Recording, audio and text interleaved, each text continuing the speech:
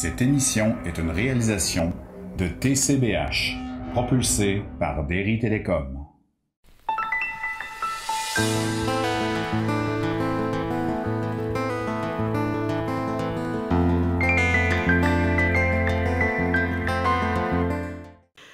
Bonjour et bienvenue à vous tous, à vous toutes, pour la suite de cet entretien sur le baiser de Dieu.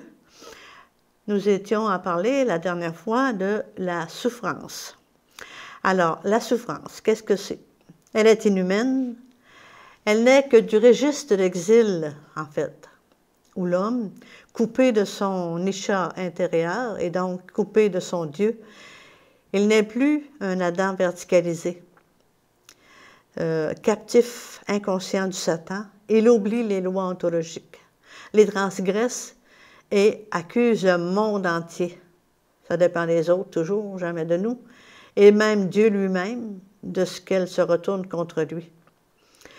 Il ne sait plus que le cosmos extérieur à lui est la face visible et signifiante de son cosmos intérieur, et que, détériorant l'un, il dévaste l'autre. Exploitant l'avoir, il détruit l'être. Le sexe sacralisé, qu'il n'est plus en résonance avec le Verbe, avec un grand V, va de pair avec le crime, les attentats, les violences les plus meurtrières, et avec un verbe faux, tout aussi meurtrier. Le corps biologique, vécu dans un compte à rebours, devient la proie de toutes les maladies. On en a un exemple dans les écrits des 10 plaies d'Égypte. Ces 10 épreuves expriment l'état intérieur de l'humanité. Tous ces êtres, aujourd'hui, qui vivent ces cataclysmes, ces épreuves, vont se révolter et dire « Ah, s'il y avait un Dieu !» Ça n'existerait pas. En fait, la souffrance est là dans nos vies. Si l'homme se sert de cette souffrance pour aller vers une plus grande lumière et construire, je dirais, son nom, alors la souffrance le reconduira à l'épreuve ontologique, salvatrice. Aussi sacralisée, elle fera jaillir en lui une force insoupçonnée pour que les mutations se fassent et que croisse le Fils en nous. Alors, la mort, qu'est-ce que c'est que la mort? En fait, la mort, c'est une vie. La mort, ce n'est qu'une mutation dans un autre temps. Adam est Elohim dans le sang. Le nom d'Adam, ça veut dire A, c'est Aleph, qui est le Père, et le Dan, D-A-M, c'est le sang. Donc, Elohim dans le sang. C'est ça que ça veut dire le nom d'Adam. Ça veut dire que la présence divine, par son esprit dans le sang, parce que l'esprit est dans le sang, fait battre le cœur de l'homme et le propulse dans la dynamique de l'image qu'il est en Dieu jusqu'à la ressemblance. Le regard que nous portons sur la mort est faussé. La mort n'est pas une punition. La mort, c'est une mutation dans une autre vie. La mort biologique est une des mutations de l'homme qui a fait le retournement et recouvre le chemin de la ressemblance. C'est là que nous allons. Cette étape, si impressionnante soit-elle, n'effraie plus l'homme qui a retrouvé son côté ontologique. Il a abordé, je dirais, beaucoup d'autres désécurisations, a sauté plusieurs fois dans le vide, en obéissant à l'ordre intérieur, parfois fou, par rapport aux normes du monde. Il connaît une joie qui n'est pas celle du monde. Comme vous allez voir, si vous arrivez à comprendre le côté intérieur, une autre joie, ce n'est pas celle du monde. Le Seigneur a dit, « Je vous donnerai ma joie ». Ce n'est pas celle du monde, c'est ma joie. Il sait que la mort, il sait de la mort qu'elle est la vie. Il l'a compris. La mort est félicité, habitée d'une liberté infinie. Elle n'est plus que baiser d'amour. La mort ne fait plus peur. L'amour de la substance même de la création. Cette grande, on parle de Christiane Singer qui disait que cet amour était tellement extraordinaire. Elle est morte d'un cancer très virulent. Puis c'est elle qui disait ça. L'amour de la substance même de la création, c'est ça, ce baiser d'amour. Alors, soyons ce levain de l'humanité. Allons dans notre intériorité et soyons ce levain qui va faire lever la pâte de l'humanité. Nous serons ouvriers de l'Esprit Saint, appelés à faire lever cette pâte humaine, si douloureusement alourdie par l'exil. La mort, c'est l'homme devenant gloire divine. C'est ça la mort, c'est la mutation qui nous amène à devenir gloire de Dieu. L'homme qui choisit l'éloignement de Dieu est incapable de se reconnaître responsable d'une autre logique que la sienne, qui le conduirait vers Dieu. Alors l'homme rejette Dieu. Par rapport à l'infantilisme primaire du concept qu'il avait de Dieu, il est dans une phase réactionnelle de même niveau, car c'est avoir un concept de Dieu que de pouvoir le rejeter. Et la mort continue de mordre en l'homme, son cœur enveloppé de prépuces qui le sécurisent mais l'étouffent. En image, lorsqu'un homme se retire de son corps animal, il est présent dans ce qui est pour nous absence, mais en fait, il est avec Dieu, il participe d'un autre faire. La mort ne serait-elle pas une des aiguilles qui percent nos vies pour les coudre aux grandes œuvres de Dieu? Dans la mort, on retrouve la vie. Ici, je veux vous parler encore un peu des matrices, des trois matrices d'eau. Les trois matrices, c'est-à-dire que nous avons en nous la matrice d'eau, la matrice de feu et la matrice du cran. D'abord, la matrice d'eau. L'eau, symbole de ce qui nous échappe. Hein? Quand on essaie de garder l'eau dans nos mains, l'eau, c'est le symbole de ce qui nous échappe, de ce qui ne peut être saisi. L'homme est ballotté dans ces eaux, au gré de leur mouvance et des humeurs animales de tous les vivants qui habitent la Adama. L'homme s'épuise en cet état. Il risque de n'en jamais sortir. Cependant, le mot Adama, prononcé Émet, je rassemblerai, la Adama est promesse d'accomplissement dans la langue hébraïque. L'homme est capable de retournement, est capable de se sauver de la noyade par les informations nécessaires à la croissance de l'arbre de la connaissance qu'il a toujours en mémoire. Comme je vous disais tout à l'heure, comme le grain a en mémoire le chêne qu'il va devenir. Cette matrice d'eau est peuplée de toutes les énergies potentielles dont l'homme a besoin. L'errance dans laquelle son exil de Dieu le saisit reste habitée par une présence au cœur de l'absence, sans laquelle l'homme ne pourrait même pas vivre sa vie physiologique. Dans cette matrice d'eau, l'homme prend graduellement du recul par rapport à l'insignifiance de la vie à l'horizontale et part à la recherche de lui-même, graduellement. L'Adam de la Genèse qui, sous le symbole du sommeil, dans les eaux de sa Adama, de sa terre intérieure, vit son baptême d'eau et voit les cieux ouverts.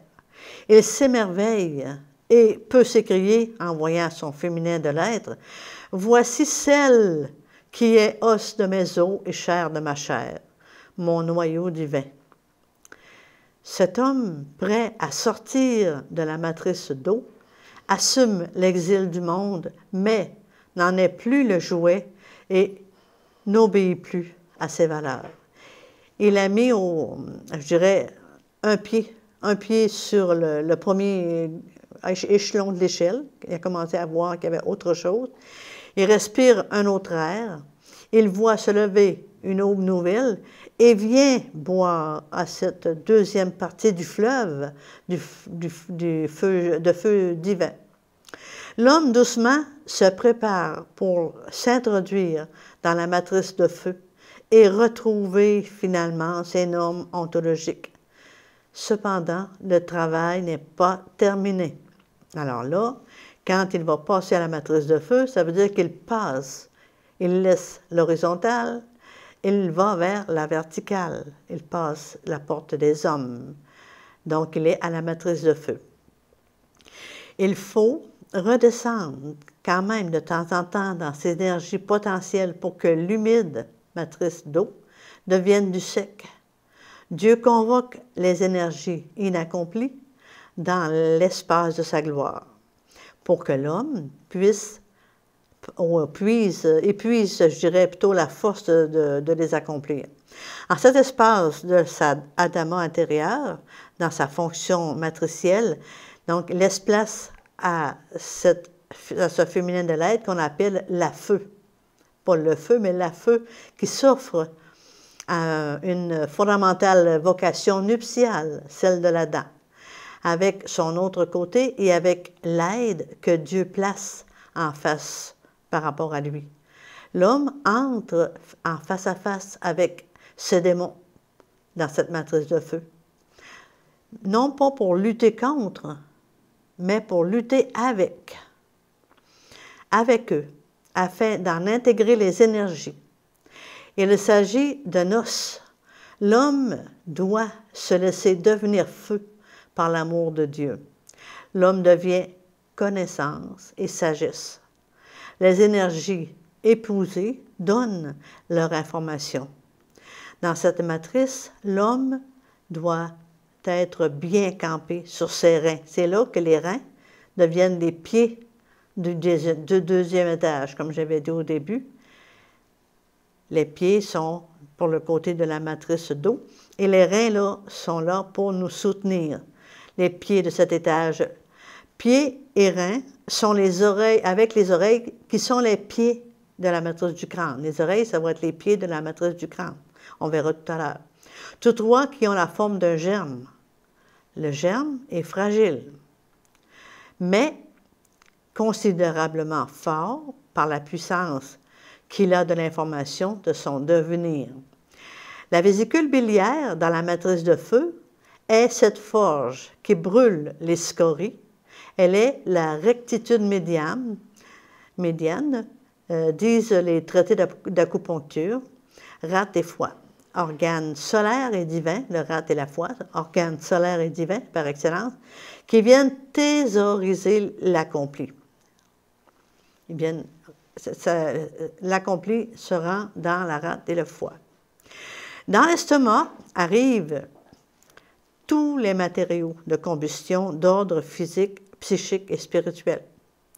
Le cœur centre, invisible, est le tiers caché de la triade, qui l'unit au cœur, organe et au poumon.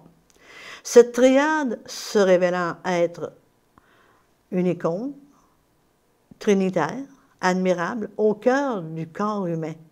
Le cœur centre invisible, organe est dirigé, et le cœur organe, voyez-vous, il y a le cœur centre, donc ontologique, cœur organe, physique, exécute les ordres. Il est le moteur de la forge. Les poumons assument la ventilation.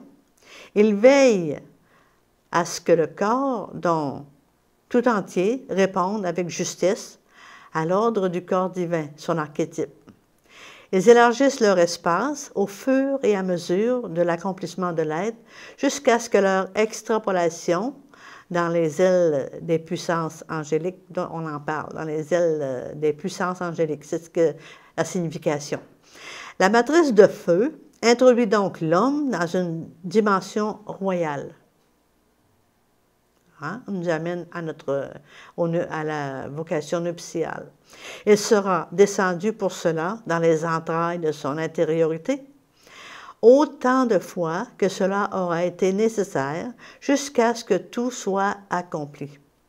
Durant ces 3 années de vie publique, le Christ a brûlé dans la matrice de feu ce que nous ne savons pas, voir souvent en lisant les évangiles, mais qu'il nous est donné de découvrir avec la grâce de Dieu en faisant nous-mêmes le chemin. Au désert, le Christ se mesure à tous les démons de l'humanité.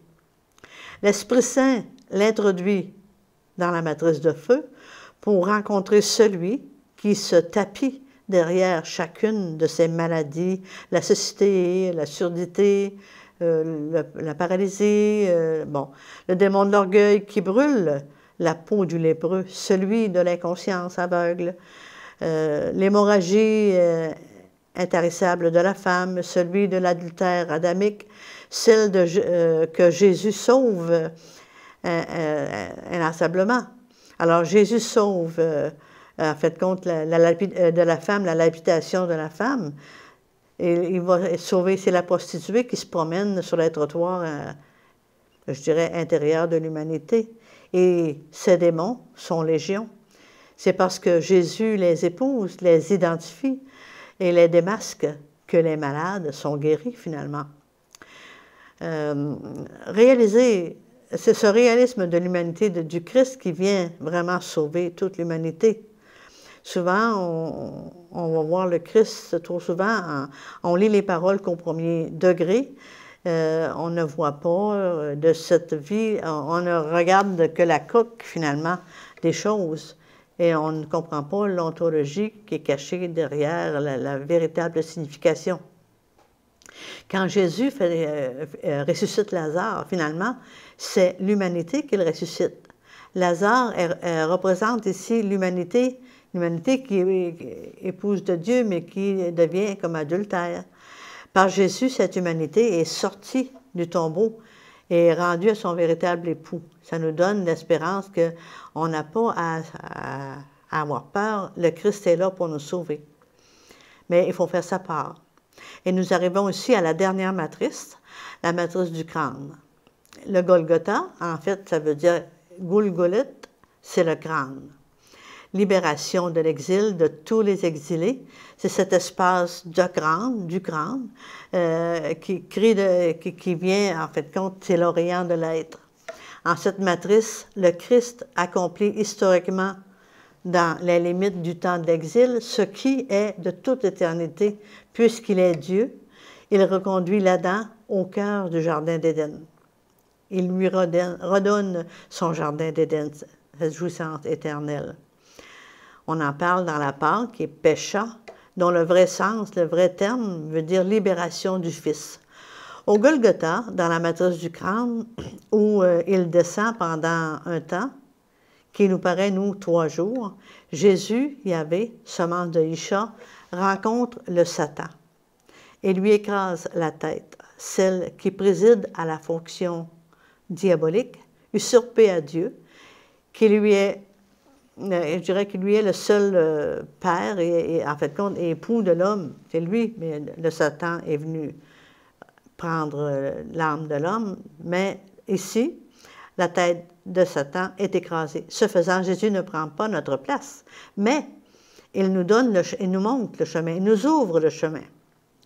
Le Christ ressuscité s'est effacé de la scène du monde pour que l'Esprit Saint vienne et nous fasse comprendre toute chose. C'est ce qu'il dit. Cet Esprit Saint qui, lui, conduit chaque être au plus profond de lui-même, afin qu'il retrouve là, dans cet espace intimement vécu de lui seul et alors de tous, dans l'unique instant qui contient tous les temps, dans l'unique amour, je dirais. En montant au Golgotha, Jésus avait été revêtu de manteau rouge, écarlate, dérision de la part des soldats, mais de la part du divin, c'est un flamboiement divin de l'écriture secrète qui, d'une encre de sang, achève de tracer la véritable histoire de l'humanité.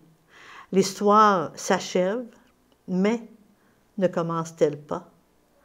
Retour à l'incréé, à la lumière, source de la lumière, au jour, illuminateur du jour, à la source de toute clarté.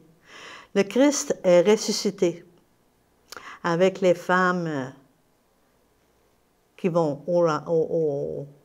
qui vont au tombeau, qui viennent pour embaumer le Christ, venus pour embaumer le corps de Jésus. Nous sommes enivrés de son parfum, illuminés de sa lumière. Nous sommes un peu comme hypostasiés de sa beauté. C'est le Christ ressuscité qui est en nous. Je vous parlais tout à l'heure de Job. Job, je vais vous en parler un tout petit peu ici pour compléter la donnée. Alors, l'histoire de Job, c'est une grande histoire d'amour, en fait, qui nous concerne tous et toutes, là. On ne peut communiquer avec ce texte biblique que dans la mesure où l'on assume, je dirais, l'exigence de son message. Je parlais de ça tout à l'heure.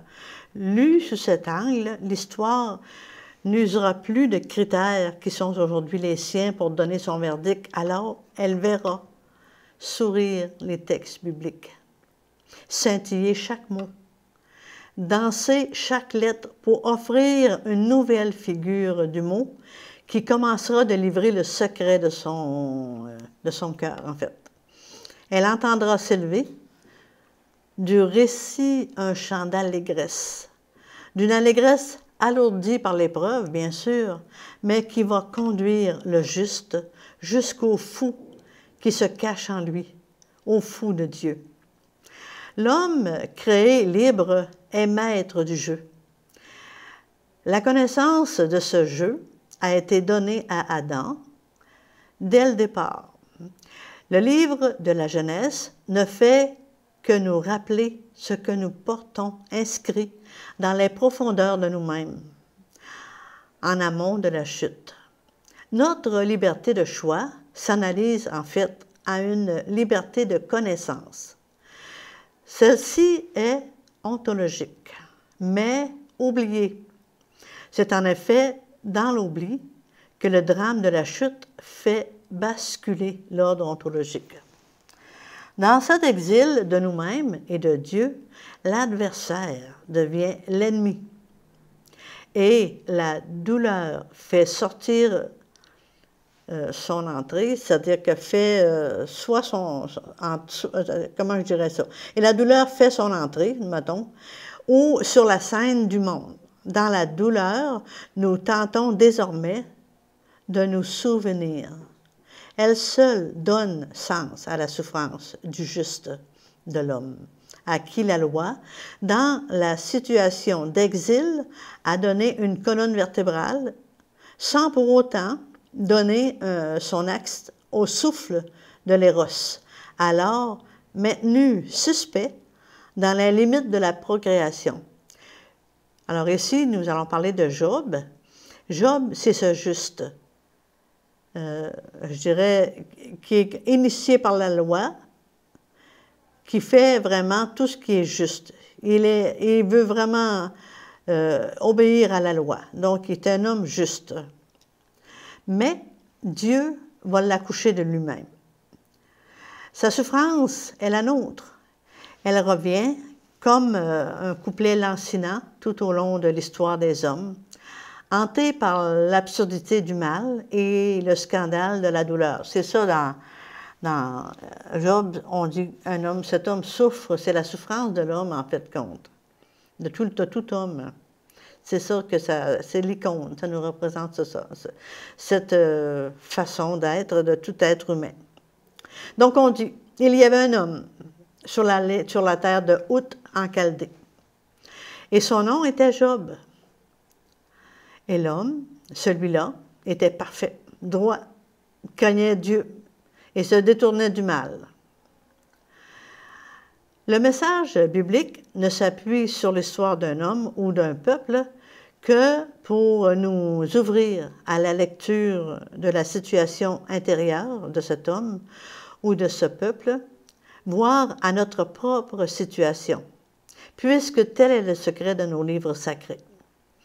La Bible, c'est je dirais un grand tout, et le livre de Job nous renvoie celui de la Genèse.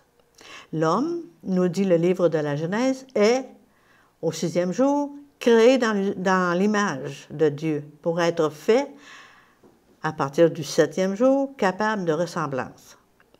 Donc, Créer est œuvre divine. Faire, une œuvre divino-humaine. Elle est objet ou l'objet même de toute vie humaine et particulièrement ici celle de Job, dans la rencontre des deux forces adversaires pour atteindre à la ressemblance. C'est là le grand mystère de l'amour que nous méditerons dans le livre de Job, puis celui du mal. Job, que l'on dit parfait, est appelé à ce mystère de l'amour. Job ne se connaît pas. Nous en avons pour preuve la naïve fatuité, je dirais, que dégage son discours et dont il est totalement inconscient. Lorsqu'au chapitre 29 du livre, il plaide désespérément sa cause en vantant la grandeur passée de sa personne, juste récompense à ses yeux de sa perfection.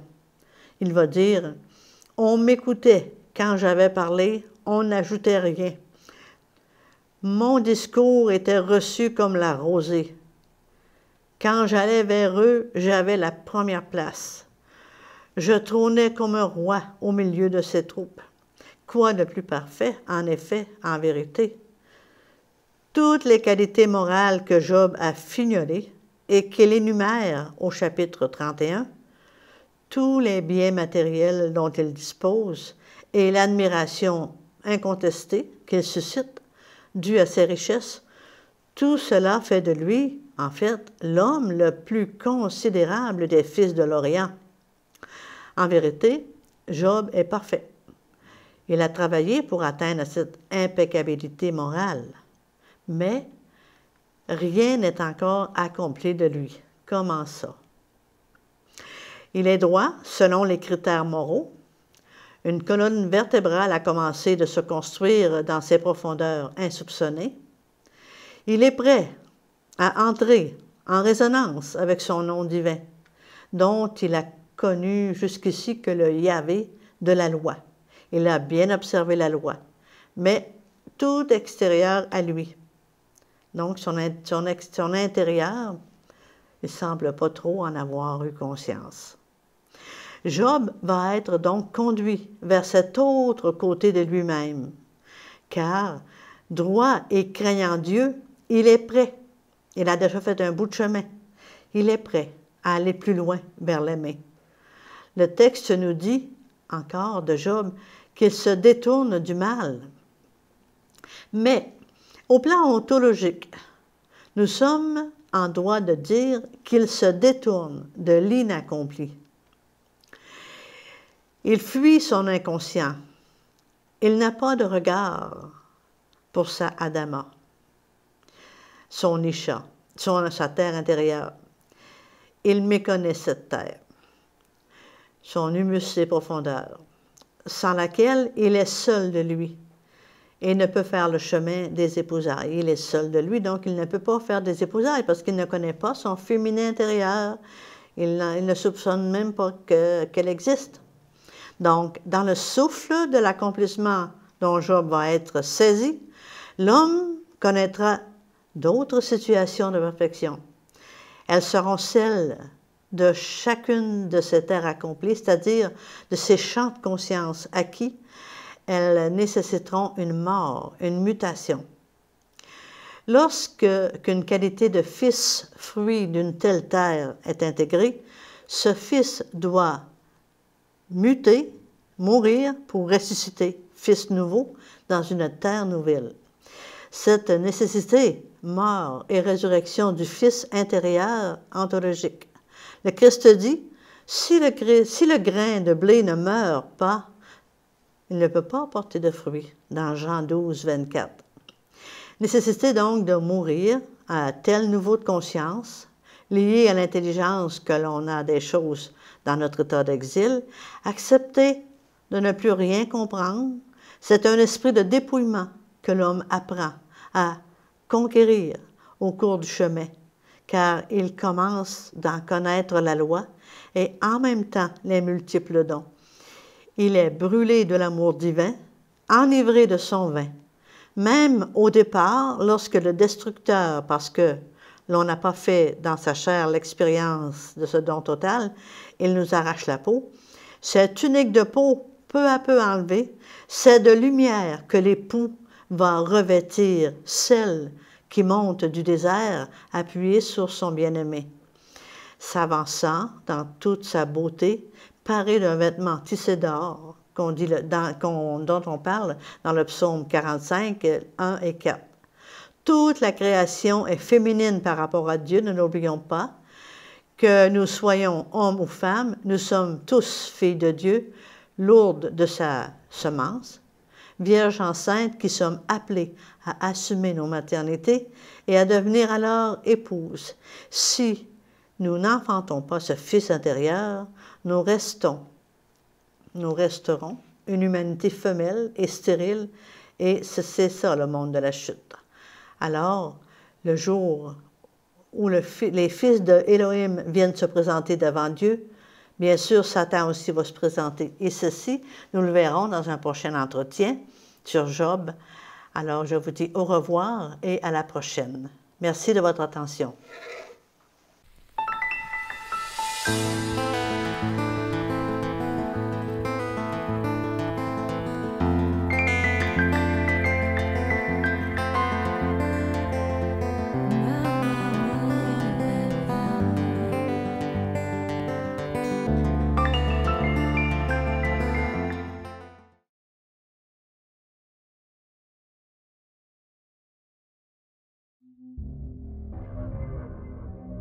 Cette émission est une réalisation de TCBH, propulsée par Derry Télécom.